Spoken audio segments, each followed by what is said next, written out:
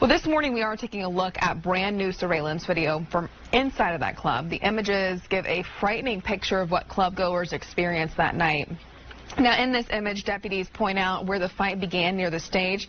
It was just before 2 a.m. as rapper Fujiano performed.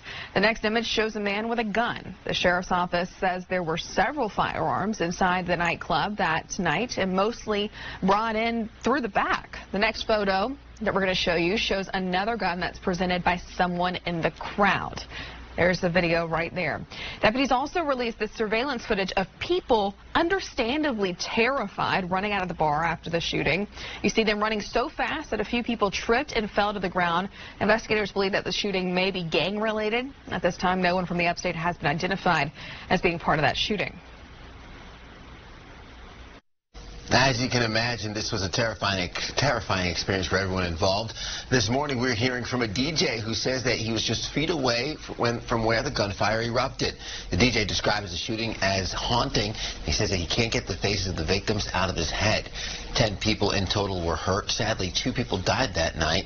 23-year-old Michaela Bell and the security guard, C.J. Sterling, were caught in the crossfire. The DJ says that he did everything he could and stayed with the victims until their final moments. And I came around to the front of the stage, and that's when I saw the young lady, Michaela, on the ground bleeding, and I immediately got close to her. Her friends, everybody's hysterical, screaming and stuff, and I'm trying to keep her calm because her eyes were still open. I was just telling her to breathe. We know that Michaela is absolutely looking over us now, and we know she's in heaven smiling down. We want you to know that we love you, baby girl, and we are here. We're here for your children every step of the way. This is a look at Michaela and CJ. We're told loved ones will gather Friday for a memorial service in honor of CJ. That will take place at Queen Street Baptist Church starting at 6:30. He'll be laid to rest Saturday in Columbia. As for Michaela, loved ones are raising money to help take care of her 2 young children and funeral expenses.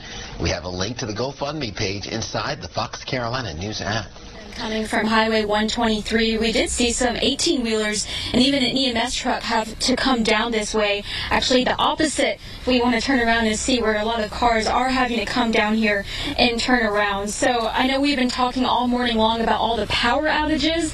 I think I last read 58,000 power outages reported by Duke Energy just for South Carolina alone. That may have increased. This is quickly developing. So really many people waking up in the dark this morning. Expect to see some fallen debris, fallen trees, down power line. We've seen all of those situations this morning, as well as some possible flooded areas. So be expecting that if you hit the roads this morning. Take it slow, especially it's still dark this morning. But as soon as the sun rises, we'll be able to get a better look at what kind of situations we're dealing with this morning.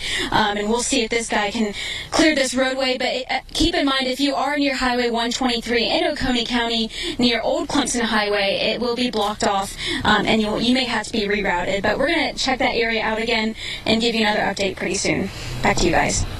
Okay. All right. Thanks so much, Michelle. We're going to stay up to date with you all morning long as you continue to follow this. And be careful out there as well. And we are getting our very first look at some of the damage in Seneca this morning. This video was taken from Clarissa Loving right here. She says that the storm hit her house on B Street near Goddard and Powell. The roof was blown off, and you can see that the chimney in the video was as well. Thankfully, they are all safe, but again, extremely scary. We're seeing stories like this pop up all across that area. And then we have some more video as well from our viewer Carla in Cowpens.